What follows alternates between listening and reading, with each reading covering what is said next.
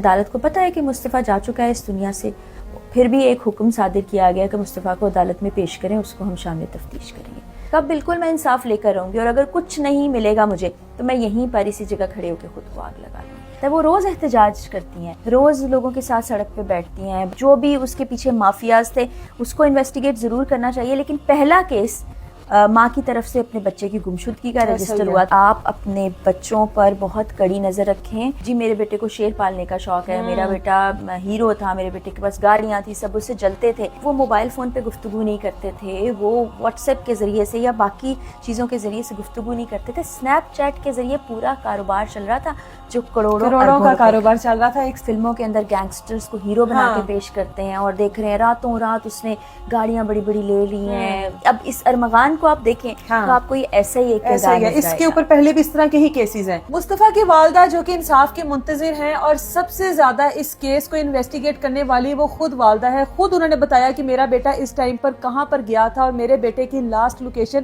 کہاں پر ہے، ایک ایک چیز کی ڈیٹیل پولیس کو دیتی رہی، لیکن اب کیونکہ انصاف کہیں پر ہوتا نظر نہیں آ رہا، نظر آ رہا ہے کہ ہر جگہ پر پیسہ پاور چلے گی، تو یہاں پر مصطفیٰ کی والدہ نے ایک سٹیٹمنٹ دیا کہ اگر مجھے اس ملک میں انصاف نہیں ملتا تو میں خود کو آگ لگا لوں گی۔ ایک ماں کی سٹرگل ہے، ظاہر ہے اس کی اولاد ہے، چاہے وہ خود اس چیز میں انوالو تھا، لیکن اولاد اس دنیا سے گئی ہے، ماں کا دکھ تو ایک اپنی جگہ پر ہے۔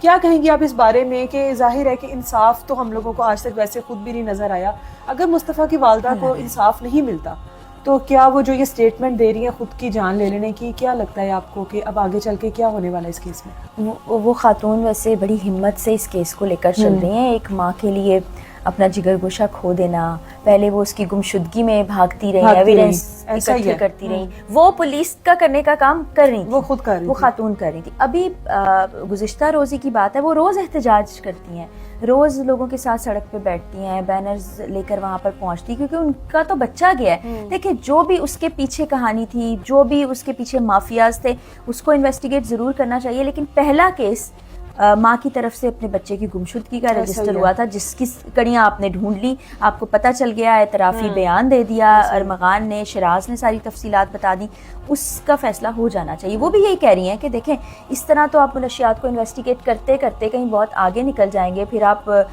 مافیاز کی بات کریں گے تو میرے بچے کا انصاف اور کیس تو رہ مصطفیٰ اس کھیل میں کہیں گم ہو جائے گا، گم ہو جائے۔ ان کا خدشہ بالکل جائز اور ٹھیک ہے کہ پہلے آپ ایک طرف آپ وہ انویسٹیگیٹ کرتے رہیے، لیکن جس کی جان گئی ہے اس کے بارے میں تو بات کیجیے۔ اب یہاں لوگ کہتے ہیں کہ جیسی کرنی ویسی بھرنی، وہ بھی ایسا ہی تھا چلا گیا، تو یہ ذمہ داری تو پھر عدالت کی ہے کہ ایک ایک کر کے نمٹائیں۔ اب ان کا یہ کہنا، جب ان سے بار بار یہ پوچھا گیا کہ کچھ نہیں ہوتا، کچھ نہیں ہو سکتا، انصاف آپ کو ملے گا، تو انہوں نے کہا بالکل میں انصاف لے کر رہوں گی، اور اگر کچھ نہیں ملے گا مجھے تو میں یہیں پر اسی جگہ کھڑے ہو کے خود کو آگ لگا لوں گی۔ اب یہ ایک ماں کی بے بسی سے زیادہ تو کچھ نہیں ہے نا، جتنی مائیں دیکھ رہی ہیں۔ اب جب ہم بات کرتے ہیں کہ بچوں پر نظر رکھیں، تو وہ یہ بھی سوال کرتی ہیں کہ آپ بتائیں کہاں کہاں نظر رکھیں۔ بچے کہتے ہیں ہمیں جم جانا ہے، بچے کہتے ہیں ہمیں کمبائنڈ اسٹڈی کرنی ہے، بچے کہتے ہیں ہمیں دوستوں سے ملنے جانا ہے، ہمیں گیٹ ٹوگیدر کرنا ہے، ہم کہاں کہاں روکیں؟ تو ان کا غم اپنی جگہ ہے اور اسٹیٹ کی ذمہ داری اپنی جگہ ہے، اس کو رائے گاہ نہ جانے دیں۔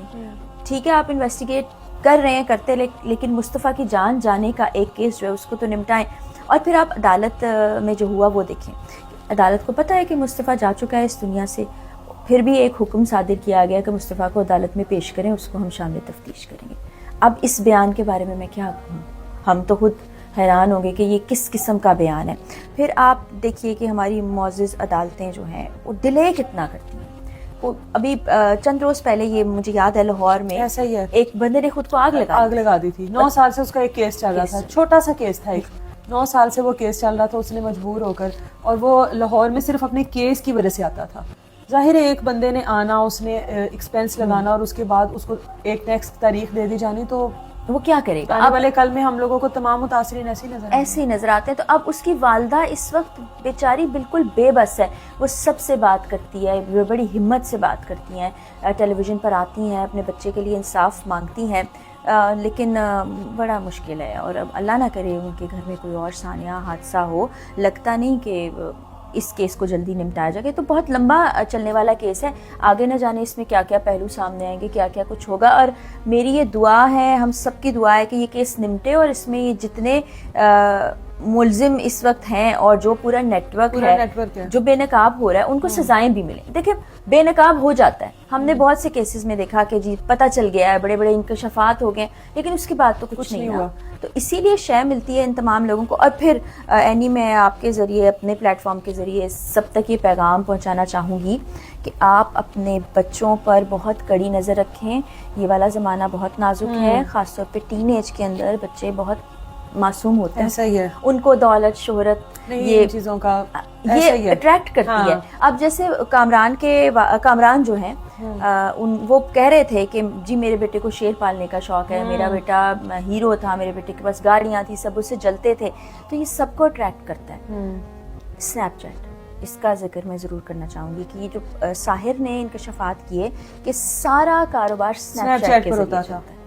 اب ہم جانتے ہیں اسنیپ چیٹ, جو نہیں جانتے ان کے لیے میں بتاؤں کہ یہ ایک ایپلیکیشن ہے جس کے اندر جب آپ گفتگو کر رہے ہوتے ہیں تو جس وقت دوسرا شخص اس ونڈو کو کھولتا ہے تو وہ گفتگو ساری غائب ہو جاتی ہے, ختم ہو جاتی ہے. اب بچے اس کا بھی بہت استعمال کر رہے ہیں. تو ہم کہتے ہیں جی وہ اسٹریک بن رہی ہے, یعنی روز کی بنیاد پہ آپ ایک پکچر بھیجو. یہ اتنا سادہ نہیں ہے. اب وہ موبائل فون پہ گفتگو نہیں کرتے تھے, وہ واٹس ایپ کے ذریعے سے یا باقی چیزوں کے ذریعے سے گفتگو نہیں کرتے تھے. اسنیپ چیٹ کے ذریعے پورا کاروبار چل رہا تھا, جو کروڑوں کا کاروبار چل رہا تھا ایک اسنیپ چیٹ کے اوپر. بڑے کم عمر ہیں یہ لڑکے, ساحر بھی, ارمغان بھی, مصطفیٰ بھی. ایک کم عمری میں اتنی چیزوں کی اویئرنیس آ جانا کہ ٹاس کر کے مارنا ہے, منشیات کا اتنا بڑا کاروبار. اس کے بعد ایک کال سینٹر جس طرح سے وہ چلا رہا تھا, ڈبا کال سینٹر. یہ ایک 23 سے 24 سال کے لڑکے کس طرح پاسبل ہے؟